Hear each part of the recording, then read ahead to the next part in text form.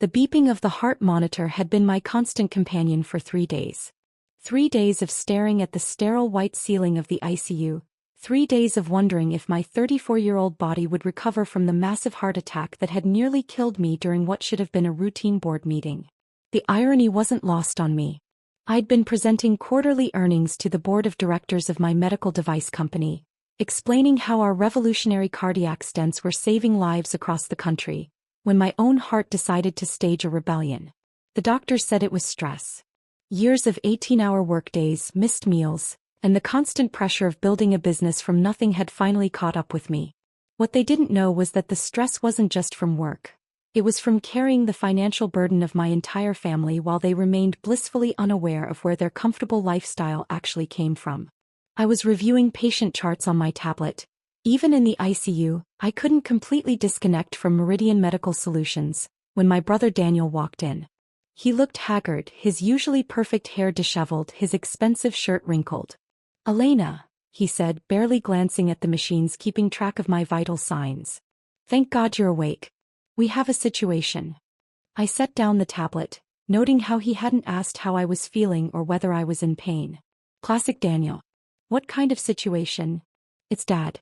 They found something during his routine checkup. A tumor on his pancreas. Dr. Richardson says it's operable, but we need to act fast." My stomach dropped. Despite everything, Dad was still my father. "How bad is it?" "Bad enough that they want to do surgery next week. But here's the problem. Insurance is calling it experimental because of Dad's age and condition. They're only covering 40%. How much do you need?" "50,000. Maybe more, depending on complications." Daniel sat down heavily in the visitor's chair. "Mom's beside herself. Dad's trying to act tough, but I can see he's scared." I studied my brother's face. At 36, Daniel had never held a job for more than 2 years. He'd bounced between sales positions, startup ideas, and get-rich-quick schemes, always managing to talk his way into just enough success to keep the family believing he was building his empire. What he was actually building was debt, which I'd been quietly paying off for years. "Where's everyone else?" "Marcus, Sophie, Mom." "Marcus is trying to get a loan, but you know his credit is shot. Sophie's maxed out her cards from that boutique disaster. Mom doesn't have anything. The house is mortgaged to the hilt and Dad's business has been struggling." What Daniel didn't know was that I'd been the one keeping Dad's construction business afloat. For 3 years I'd been funneling money through shell contracts, making it look like Dad was landing bigger jobs than he actually was. I couldn't bear to watch him lose the company he'd spent 30 years building, especially when I had the resources to help. "Daniel, you said I'm the only one with money. What makes you think I have $50,000? He looked at me like I was being dense. "Come on, Elena. You're a doctor. Well, sort of. Whatever it is you do with those medical things. You must have savings." "Sort of a doctor. I had a PhD in biomedical engineering, 2 master's degrees, and had built a company that revolutionized cardiac care. But to my family I was Elena who works at the hospital, and never got married, and spends too much time with her computers. I'm not a practicing physician, Daniel. I run a medical device company." "Same thing. The point is you're the responsible one. You're the one who always has her act together. You must have some kind of emergency fund." The responsible one. The one who always had her act together. If only he knew how much I'd been holding together, not just my own life but all of theirs. "I need to think about it," I said. "Think about it?" Daniel's voice rose. "Elena, this is Dad we're talking about. He could die if we don't do this surgery." "I understand that. But I just had a heart attack, Daniel. I'm still processing everything." "Right, sorry." He had the grace to look embarrassed. "How are you feeling, by the way?" "Like I almost died 3 days ago." "But you're okay now, right? I mean, you're talking and everything." I wanted to laugh, but it would have hurt too much. This was Daniel in a nutshell, surface-level concern followed immediately by what he needed from me. "I'll handle it," I said finally. His face lit up with relief. "Really? You can get the money?" I said, "I'll handle it. Elena, you're a lifesaver. Literally. Dad's going to be so relieved." He stood up, already heading for the door. "Should I tell him it's coming from you?" "No," I said quickly. "Don't tell anyone where the money's coming from. Just tell them it's been handled." "Why not?" He should know his daughter came through for him. Because if they knew I had $50,000 sitting around, they'd start wondering what else I had. And then the requests would never stop. Just trust me on this, Daniel. The money will be there. That's all that matters. After he left, I lay back against the pillows thinking about my family. For years they'd seen me as the odd one out. While Daniel charmed his way through life and Sophie pursued her creative dreams and Marcus chased one business venture after another, I'd buried myself in research and development.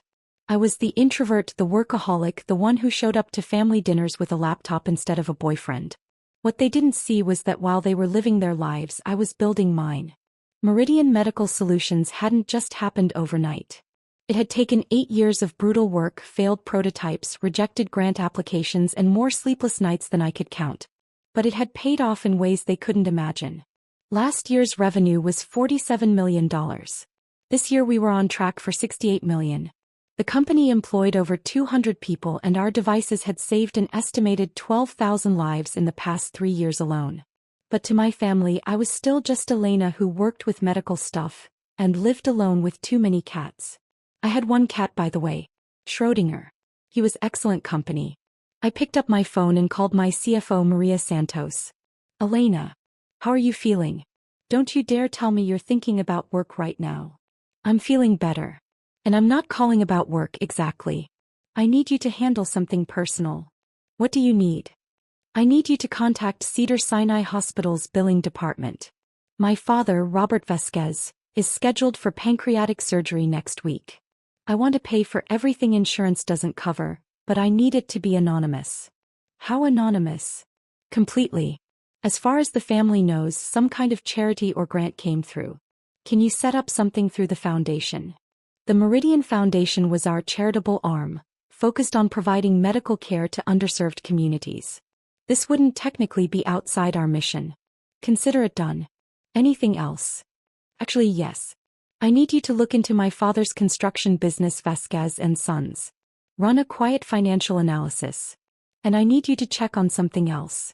20 minutes later, I was still on the phone with Maria when Dr. Peterson, my cardiologist, knocked on the door. Elena, how are you feeling today? Much better. Ready to get out of here? Well, you're in luck. Your latest tests look good. We can discharge you this afternoon, but I want you taking it easy for at least 2 weeks. No work, no stress, plenty of rest. Define no work. Elena. Fine. Light work. Phone calls only. Light work, he agreed reluctantly. And I want to see you in my office next week. After he left, I called Daniel back. How's Dad doing? Better now that we know the surgery's covered. The hospital called an hour ago. Apparently some medical foundation is covering all the costs not covered by insurance. Can you believe that luck? That's wonderful news. I know, right? The coordinator said it's some kind of program for families facing financial hardship due to medical emergencies. Dad's surgery is scheduled for Thursday morning. I'm glad it worked out. Me too. Oh, and Elena, thanks for being willing to help. Even though it turned out we didn't need your money, it means a lot that you would have come through for us. After I hung up, I felt a familiar mix of satisfaction and frustration. Satisfaction that Dad would get the care he needed without financial stress. Frustration that my family had no idea how much I'd been coming through for them over the years. The next morning, I was signing my discharge papers when my phone rang. Dr. Richardson, Dad's surgeon. Ms. Vasquez? I wanted to give you an update on your father's surgery. I sat up straighter. Is everything okay? Better than okay. The surgery went perfectly. We were able to remove the entire tumor with clean margins. But there's something else I wanted to discuss with you. What is it? During our pre-surgical consultation, your father mentioned that his daughter works in medical technology. When I realized you were Elena Vasquez from Meridian Medical Solutions, I had to call personally. My heart sank. So much for anonymity. Dr. Richardson, I'd prefer if you didn't mention my company to my family. Of course I understand. But I wanted you to know, we've been using your cardiac stents here for 2 years. They're remarkable. You've probably saved more lives than you realize. Thank you. That means a lot. There's one more thing. I know about the foundation covering your father's surgery costs. That was you, wasn't it? I didn't answer directly. How's my father's prognosis? Excellent. Full recovery expected. He should be home by the weekend. When I arrived at the hospital that evening to visit Dad, I found the whole family crowded into his room. Mom was fussing over his blankets. Daniel was telling some story about his latest business idea. Sophie was showing him photos from her recent art show, and Marcus was explaining why cryptocurrency was the future of finance. Elena. Dad's face lit up when he saw me. There's my girl. How are you feeling, Mija? Much better, Dad. How are you? Good as new. Well, almost. Dr. Richardson says the surgery couldn't have gone better. That's wonderful news. Can you believe our luck? Mom said, taking my hand. First you get to come home from the hospital, then this foundation comes out of nowhere to help with Dad's surgery. It's like a miracle. Sometimes good things just happen, I said. Dr. Richardson mentioned something interesting, Dad said, studying my face. He said he's familiar with your work. That the company you work for makes some important medical equipment. I felt everyone's attention focus on me. It's not that big a deal, Dad. He seemed to think it was. Said your cardiac stents have revolutionized treatment at their hospital. Daniel looked confused. Wait, your company makes those? I thought you just worked with computers and medical stuff. I do work with computers and medical stuff. But you actually make medical devices? Sophie asked. Like important ones? Our devices help people with heart problems. It's no big deal. Elena, Dad said quietly. Dr. Richardson said something else. He said he wanted to thank the CEO of Meridian Medical Solutions personally for the foundation's contribution to my surgery. The room went completely silent. Dad, You're the CEO? Marcus's voice was barely a whisper. I looked around the room at my family's faces, confusion, shock, and something that might have been awe. I founded the company 8 years ago. Founded it?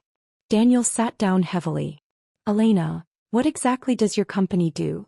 We develop and manufacture medical devices, primarily cardiac equipment. Stents, monitors, surgical tools. How big is the company? Dad asked. I hesitated. We employ about 200 people. Revenue? Marcus asked. He might be irresponsible with money, but he understood business.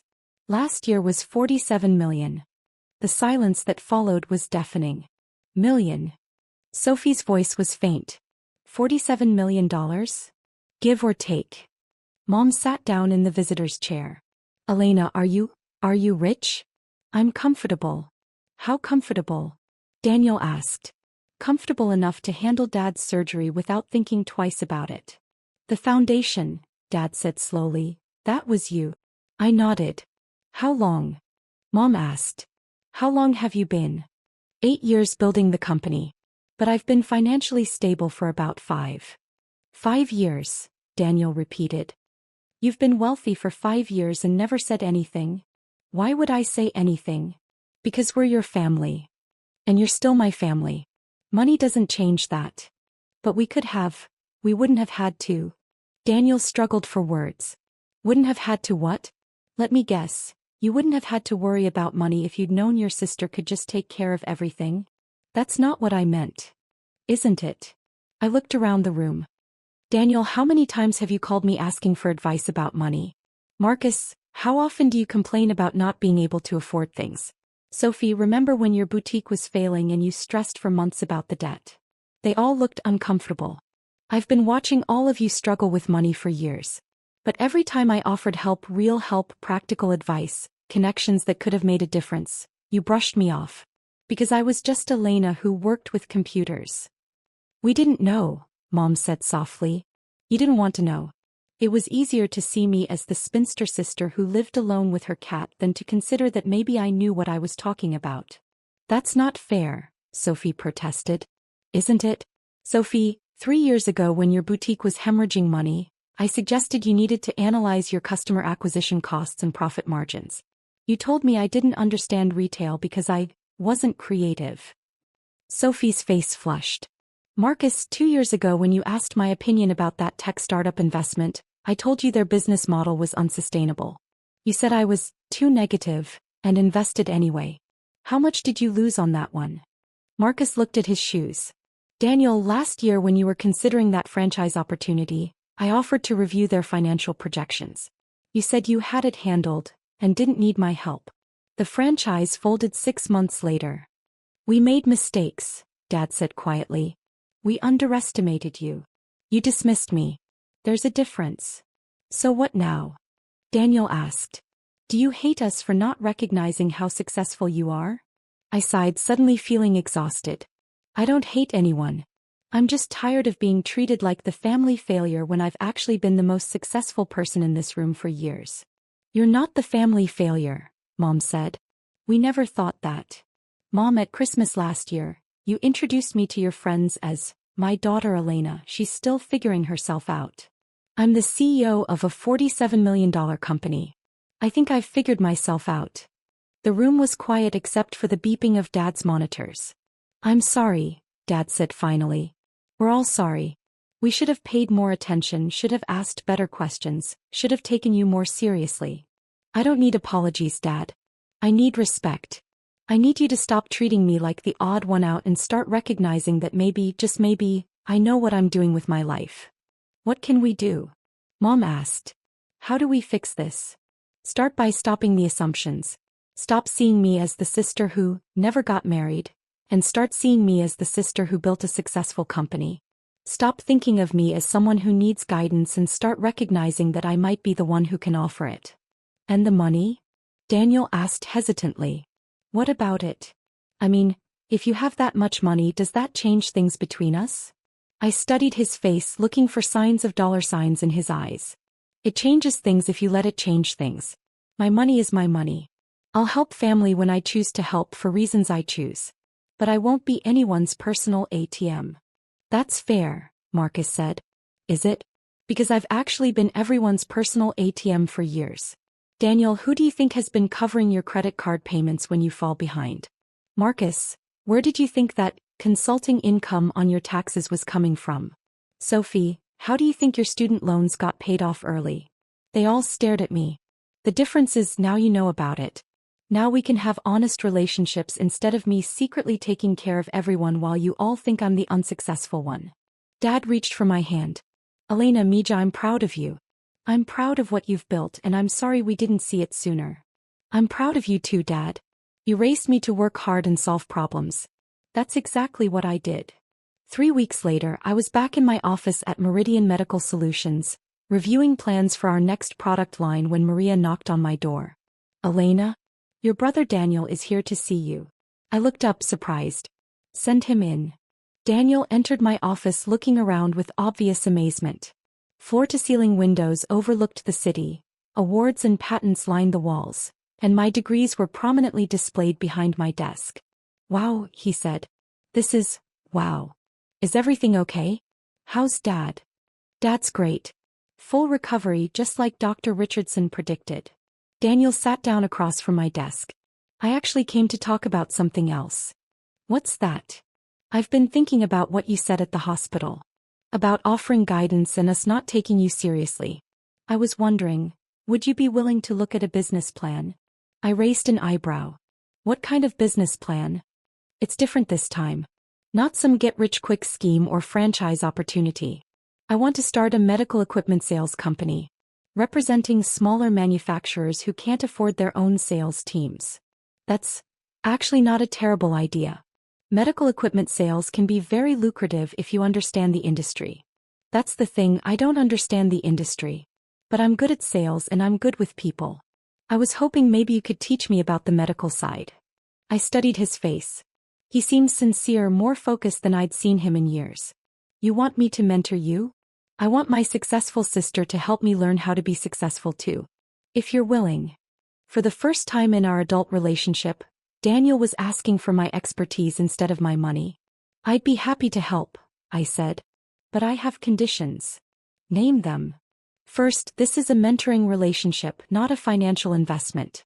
You fund your own startup. Second, you do the work. I'll provide guidance and connections, but you have to prove you're serious. Third, no special treatment because you're my brother. If your business model is bad, I'll tell you. Deal. Good. Send me your preliminary business plan by Friday. We'll start there. As he was leaving, Daniel turned back. Elena? Thank you. Not just for this, but for everything. for Dad's surgery, for the money you've been quietly sending us over the years, for putting up with us not appreciating you. You're my family, Daniel. That's what family does. Yeah, but you've been doing more than your share. Maybe. But now we can start fresh. Equal partnership, honest communication. I'd like that. 6 months later, Daniel's medical equipment sales company landed its first major contract. Sophie had enrolled in business classes and was planning to reopen her boutique with a sustainable business model. Marcus had started a legitimate consulting firm focusing on small business development. Me. I was still the CEO of Meridian Medical Solutions, still saving lives through innovation, still living with Schrödinger in my penthouse apartment. But now, finally, my family saw me for who I really was. Sometimes it takes a crisis to show people what was there all along. In our case, it took a heart attack and a cancer scare to reveal that the family failure had actually been the family success story all along. But the best part wasn't that they finally recognized my achievements. The best part was that they finally started recognizing their own potential. Because once they stopped seeing me as lesser, they started seeing themselves as capable of more. And that, I realized, was the greatest gift I could have given them. Not my money but my example. Not my financial support but my belief in their ability to succeed on their own. Family isn't about carrying each other. It's about believing in each other enough to let everyone carry their own weight.